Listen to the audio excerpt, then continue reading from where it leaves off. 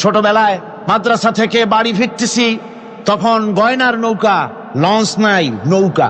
সেই নৌকা বিরাট লম্বা নৌকা, 4-5 জনে দাঁড় বায়, বড় বড় লম্বা লম্বা দাঁড়, সিপ নৌকা, খুব লম্বা নৌকা। এই নৌকাগুলি প্যাসেঞ্জার বহন করে। স্টেশন আসতে পরে ঢোল পিঠায়, মানুষ এসে ওঠে। রাতের বেলায় চলতে হয়, রাতেই এগুলো চলতো বেশি, আজকাল এগুলি আর নাই। সেই নৌকার মাঝখানে থাকতো বাঁশ পোতা, 2 দিকে মানুষ শোবে, নৌকার 2 দিকে মাথা দিয়ে, 1 দিকে পা দিয়ে শোবে। ছাত্র জীবন, শুয়ে আছি এরকম করে, কিন্তু পা লম্বা করা যায় না। পা লম্বা করলে আর একজনের বুকের উপরে গিয়ে ওঠে। এভাবে করে পা কতক্ষণ গোটো করে রাখা যায়? কিছুক্ষণ পর মনের মধ্যে চিন্তা জাগলো যে আল্লাহ, হাঁটুতে তো ব্যথা করতেছে, এই হাঁটুগুলি যদি নাট বল্টুর মতো মোড়ায় মোড়াইয়া খোলার সিস্টেম করে দিতে, তাহলে তো এখন কষ্ট হতো না।